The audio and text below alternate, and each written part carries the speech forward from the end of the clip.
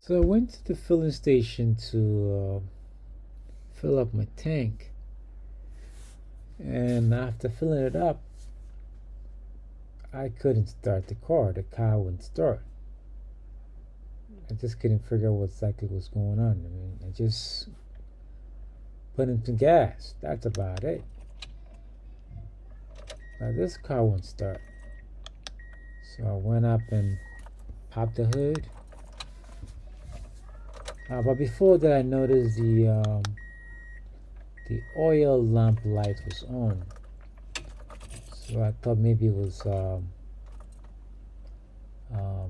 a low oil issue. So I went up and popped the hood and checked the oil. But the oil level was pretty normal. I mean, it was full enough. So it wasn't like a low oil type of issue here that was preventing the engine from starting. I just wasn't sure what to do. I looked at some of the fluid levels in the car from power steering fluid, uh, brake fluid, transmission fluid. Even I had to look at the coolant fluid to see if they were all leveled up. And it all seems to be at a pretty normal level. So I just got pretty frustrated.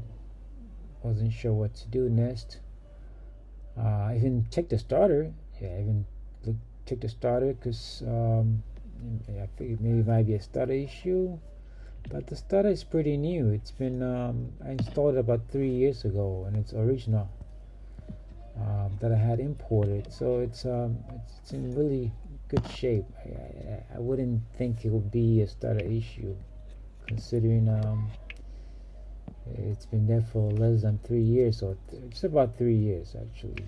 You know, the battery is also new. It's green, so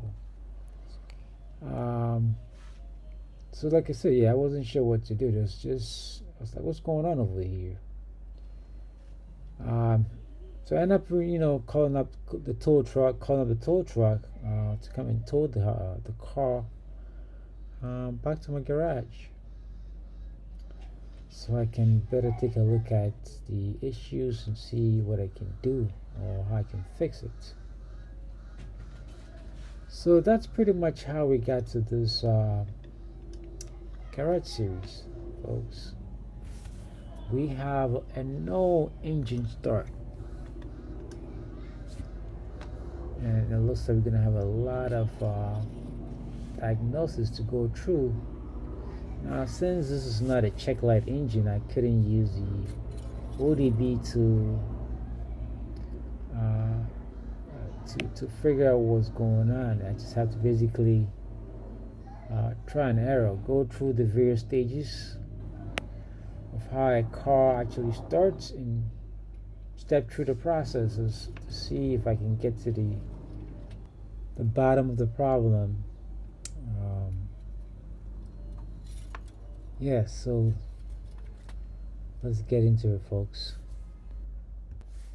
So for a car's engine, or for a combustion engine to start, you need three main components, or three main things to happen. You need fuel, you need air, and you need spark. Now the spark part consists of a number of electrical components, from your fuses,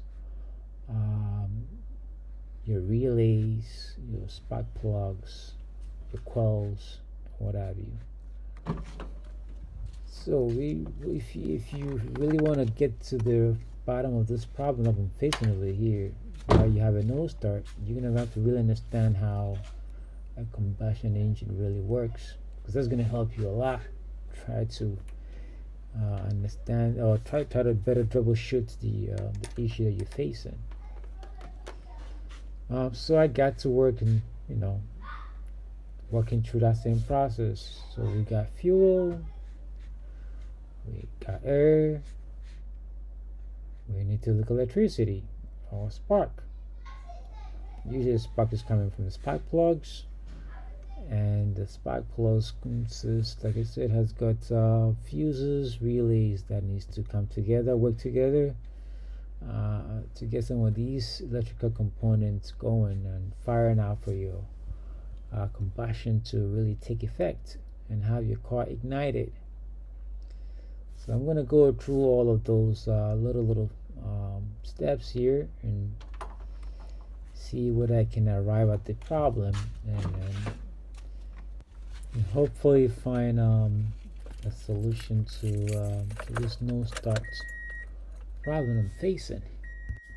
So when it comes to the spark, you're gonna be looking at the battery, which provides the power, and then the fuse box, which handles most of your resistance, that controls the amount of voltages that most of the electrical components needs to handle some of its functions. And obviously ignition is one of them. So let's look at, since the battery is pretty new, I wouldn't really look at the battery side now. I'll look at the fuse box. But after further troubleshooting, I also came to the realization that the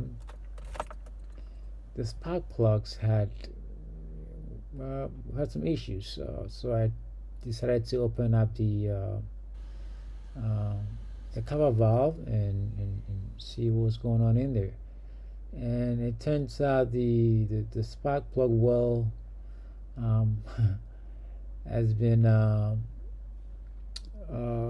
filled up with oil. So oil has gotten through, probably because of the cover valve leaking, I guess. So there was a leakage it's probably worn out. The cover valve is worn out, or the cover gasket is worn out. So oil has been leaking through some part of the seals and getting into the spark plug well. So it's gotten the spark plug all like drenched in oil. So that is the culprit to the reason why there's no start, and also the reason why I'm getting the oil lamp lights popping up, because it had the spark plug with oil in there. So that was actually I came to that realization. That was the reason why you had that lights come up, just letting you know there's some kind of oil somewhere, whether there's leakage or. But it turns out it was a leakage. It was either a leakage or low oil, but it turns out it was just oil being spilled into the spark plug, and the computer in the car basically did a good job. Instead of allowing the car to send electrical signal through the spark plugs with all that oil on it, it basically sees the engine from starting, which is a good way to protect the engines from getting more or less damaged. So it was a safe mode for the computer system in the car to prevent the car from starting, until I was able to identify that this was the problem. So anyway, so there was a whole bunch of oil leakage into the spark plug wells, which prevented the car to ignite, I guess. So I had to take it apart.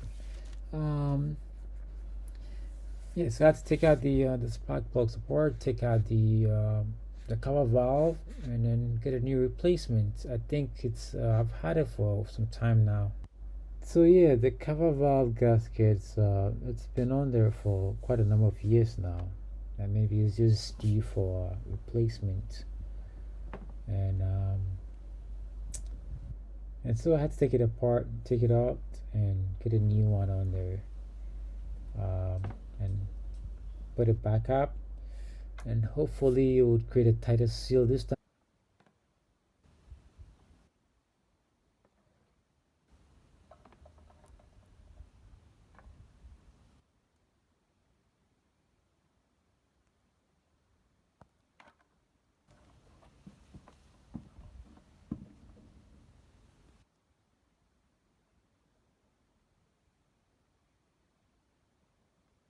I'm gonna use some gasket makers to uh, create a better seal around the spark plug well, so there won't be oil leaking through into the spark plug wells this time around again. And then clean out the well, clean up all the oil in there, and also change the spark plug because they would look pretty bad. It was just, I mean, you can see, you probably see that it looks pretty bad. The spark plugs were just drenched in oil.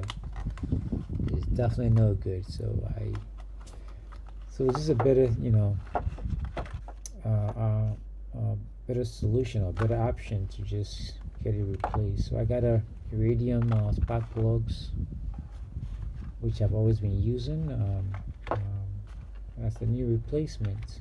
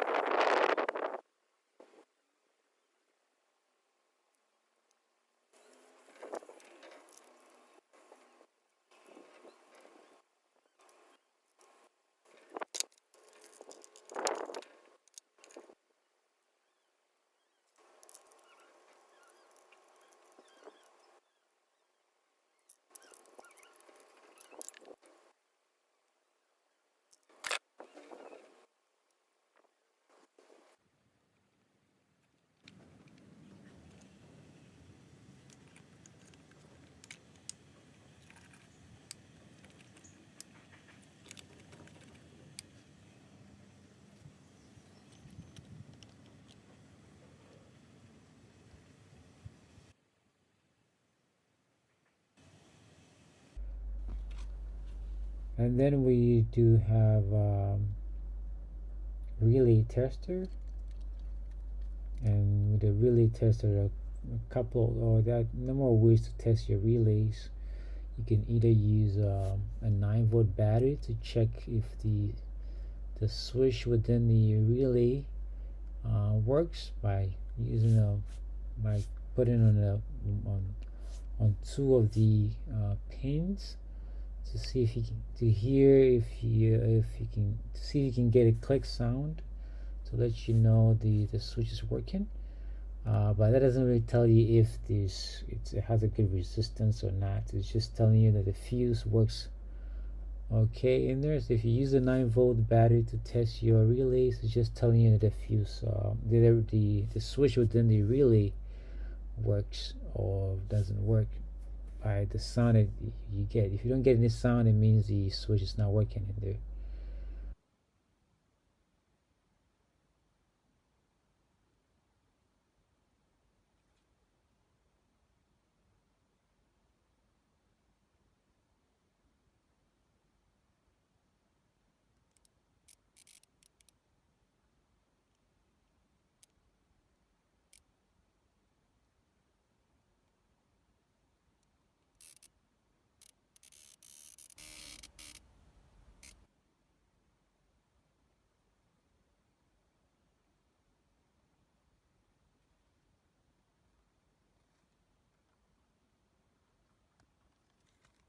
And then you can also use a multimeter to actually test for the resistance.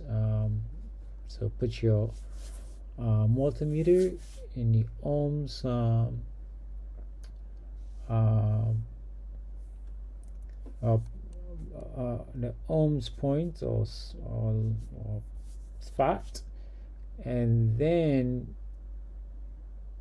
try to test 2 pin to see if you get enough resistance, and you should be getting somewhere around 100 and something or so resistance within most of the relays that we got in cars, especially for small um, four-door sedan cars or two-door coupes. Yeah, mostly those.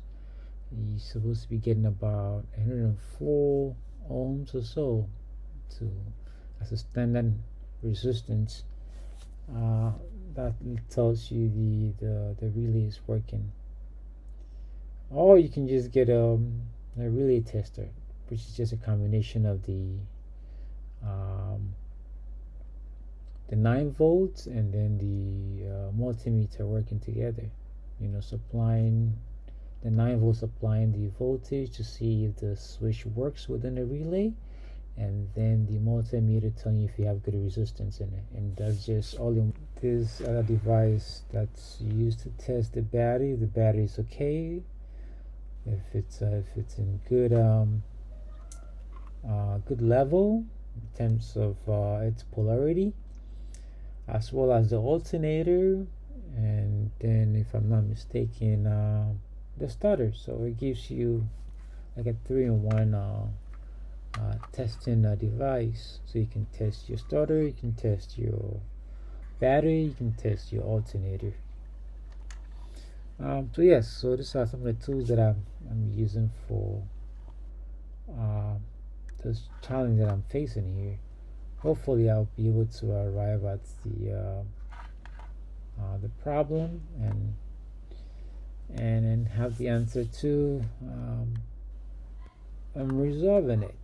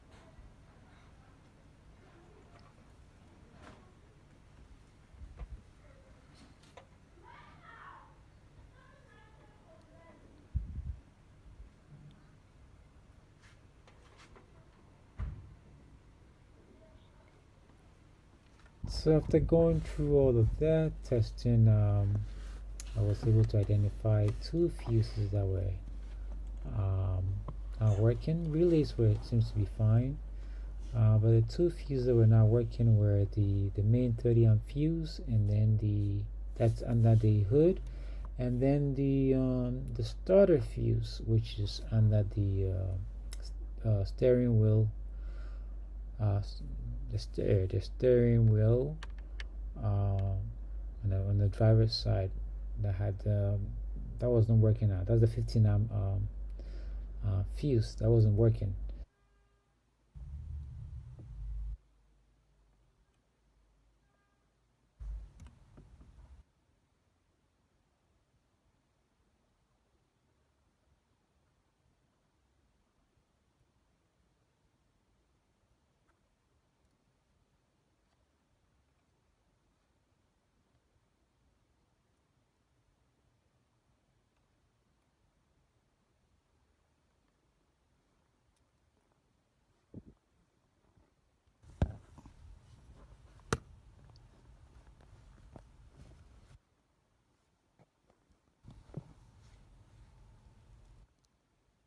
So once all of those uh, issues were taken care of, and uh, the cover valve gasket replacement, the spark plug replacements, and then the fuses replacement.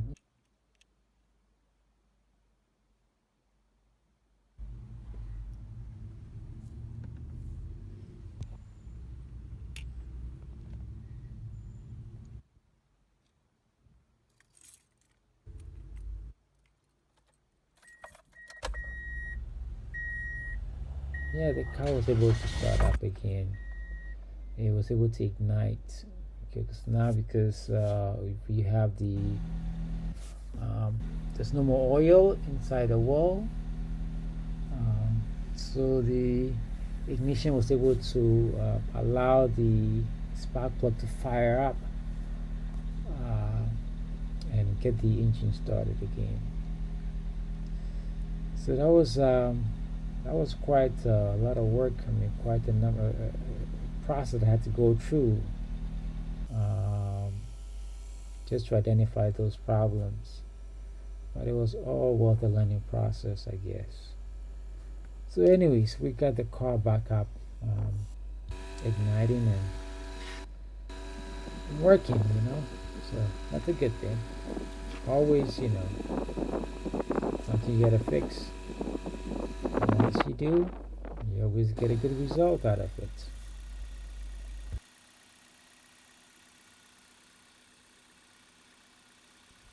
And that's all she wrote, folks. As usual, I hope you've learned something. See ya. I'm out.